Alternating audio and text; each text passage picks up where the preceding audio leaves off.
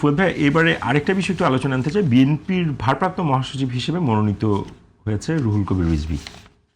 প্রশ্নটি হচ্ছে, একটা ক্রিটিক আছে এই রাজনৈতিক দলগুলোর ব্যাপারে যে সরকারের দল যখন মিলেমিশে একাকার হয় তখন আসলে জনগণ ডিপ্রাইভড হয়।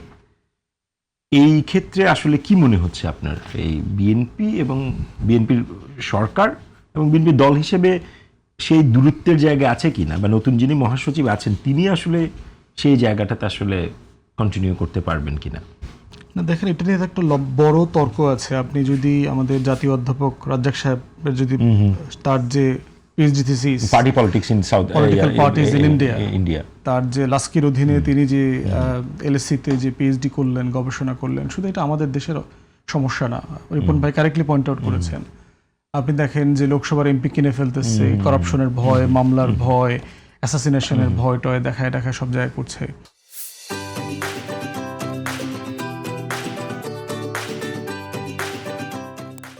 এখন প্রশ্ন হচ্ছে যে আপনি এখান থেকে বের হয়ে আসবেন কিভাবে, নিয়ন্ত্রণ করে না ছেড়ে দিয়ে? আপনি কোনটা ম্যাচিউরলি ডিল করবেন? আমি বোধ করি ছেড়ে দিয়ে বের হয়ে আসতে হবে। কারণ যে চলে যাবার যা টেম্পটেশন আছে তাকে যেতে দিতে হবে, যেতে দিয়ে তাকে পলিটিক্যালি এক্সপোজ করে দিতে হবে। দেখেন তো, বিএনপি থেকে 2005-6 বড় মানে ব্রেকআউট হয়েছে না, ব্রেকওয়ে হয়েছে না, সংস্কার ভেঙে টেঙে চলে গেছে না? কি করতে পেরেছে? বি চৌধুরী সাহেব প্রেসিডেন্ট ছিলেন, তারপরে মান্নান সাহেব যারা তো ভেটারান এমপি মন্ত্রী ছিলেন, জিয়াউর রহমানের সাথে রাজনীতি করেছেন। তো বের হয়ে যাওয়ার পরে কি করেছে তারা? ডক্টর কামালের মতো মানুষরা আওয়ামী লীগ থেকে বের হয়ে আসছে না? তো কি হয়েছে? এখন প্রশ্ন হচ্ছে যে আপনি চাপায়া গলা টিপ্পা ধইরা তারে রাখলেন ঘরের ভিতরে, কিন্তু ও প্রতিবন্ধী হইল। যে ভিক্ষা করার জন্য পড়ছেন না, যে পাতিলের মধ্যে বাচ্চা আইনা পাতিলের মধ্যে রাখা যায় যেন বড় না হয়, বিকলাঙ্গ হয়, ওকে দিয়ে তারপরে ভিক্ষা করেন। তাহলে কি আপনি নিয়ন্ত্রণ করে বিকলাঙ্গ রাজনীতিবিদ বানাচ্ছেন, যে আসলে কনসাসনেস বোঝে না, পলিটিক্যাল মাইন্ড ডেভেলপ করছে না, ফ্রি থিঙ্ক করতে পারছে না, রাষ্ট্রের স্বার্থে কোনটা বলতে হবে বলতে পারছে না? এই বিকলাঙ্গ এমপিদের পার্লামেন্ট পারফরমেন্স দেখেন। আপনি আর্টিকেল 70 রেজাল্ট দেখতে পাচ্ছেন। ওই যে সার্কাসের ঘোড়া তৈরি হচ্ছে, ইউনিয়ন পরিষদের চেয়ারম্যান মেম্বার তৈরি হচ্ছে, পার্লামেন্টারিয়ান তৈরি হচ্ছে না। তাহলে যদি আপনি রাষ্ট্র গঠন করতে চান, আপনাকে এটা ছেড়ে দিতে হবে। খুবই ইজি বিষয়, সারা দুনিয়াতে আছে। ফ্লোর ক্রস করবেন, সিম্পলি আপনি একটা প্রফেশন করেন, সিট ভ্যাকেট হয়ে যাবে। আপনি যদি নো কনফিডেন্স ভোট দলের বিপক্ষে দিয়ে দেন, দিয়ে দেওয়ার পরে আপনি আপনার সিট ভ্যাকেট হয়ে যাবে। সিট ভ্যাকেট হওয়ার পরে আপনি ইন্ডিপেন্ডেন্টলি নির্বাচন করে আসেন, কোনো সমস্যা নেই। কিন্তু বাংলাদেশে তো ইন্ডিপেন্ডেন্টলি নির্বাচন করে আসার ওই সংস্কৃতিতে আমরা ঢুকেছি এখন। মানে সিট ভ্যাকেট হয়ে গেলে ভোট পায় না, তাহলে সিট ভালো, মানে সিট ভ্যাকেট করার জায়গাটা আপনি স্পেসটা রেখে দেন। হ্যাঁ, সেটা তারপরও যদি আপনি রাখতে চান, শুধুমাত্র একটা জায়গায় রাখা যেতে পারে, সেটা হচ্ছে নো কনফিডেন্স ভোট।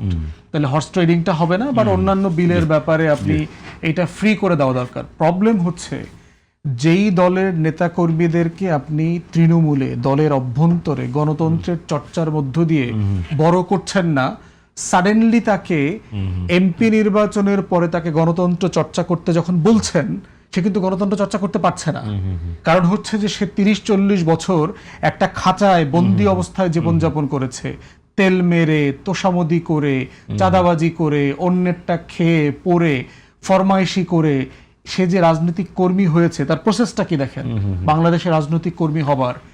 তারপরে তাকে যখন আপনি পার্লামেন্টে আনছেন, সে কিন্তু আর মেম্বার অফ পার্লামেন্ট হওয়ার জন্য কোয়ালিফাই করছে না, সে আর পারফর্ম করতে পারছে না, ডেলিভার করতে পারছে না। অতএব সেই জায়গাতে আপনাকে ফিল করতে হবে যে আপনার এই এমপি মন্ত্রী হর্স ট্রেডিং এর জন্য ছেড়ে দিতে হবে, এবং আপনি অভ্যন্তরীণ গণতন্ত্রের চর্চার মধ্য দিয়ে ম্যাচিওর লিডারশিপকে আনতে হবে দলের মধ্য থেকে। এটাই হচ্ছে সমাধান। গলা টিপে তাকে বিকলাঙ্গ করার ভিতরে কোনো সমাধান নাই। আর আমার আরেকটা প্রশ্ন ছিল, সেটা যেটা বলছিলাম আর কি, আপনার কি মনে হয় যে সরকার এবং দলের মধ্যে একটা কাঠামোগত দূরত্ব থাকা উচিত? আচ্ছা, এখন দেখেন, আমরা দেখলাম বেগম জিয়া মারা যাওয়ার পরে মাসখানেকের ভিতরে সমস্ত স্ট্যান্ডিং কমিটির একটা মিটিং হলো। হওয়ার পরে তারেক রহমানকে চেয়ারম্যান হিসাবে একটা প্রেস রিলিজ দিয়ে দিল। এই প্রেসিডেন্ট ক্যান্ডিডেট করবার জন্য যে স্ট্যান্ডিং কমিটির মিটিংটা কোথায় হয়েছে দেখেছেন? ক্যাবিনেট অফিসে হয়েছে। ক্যাবিনেট অফিস কি বিএনপির মালিকানাধীন কোনো সম্পত্তি নাকি? বিএনপির স্ট্যান্ডিং কমিটির মিটিং ক্যাবিনেট অফিসে কেন হবে? তাহলে যে প্রশ্ন আপনি করছেন যে দল আর সরকারকে একাকার হয়ে গেল, যে কারণে আমরা হাসিনাকে গালাগালি করছি এত বছর, যেতে গণভবনে স্ট্যান্ডিং কমিটি তার প্রেসিডিয়ামের মিটিং করে, এই জেলা কমিটির মিটিং করে, সেই জেলা কমিটির মিটিং করে। আপনি কেন আগের দিন রাতে আপনি কেন গুলশানের বাসায় অথবা আপনার দলের অফিসে মিটিং করলেন না?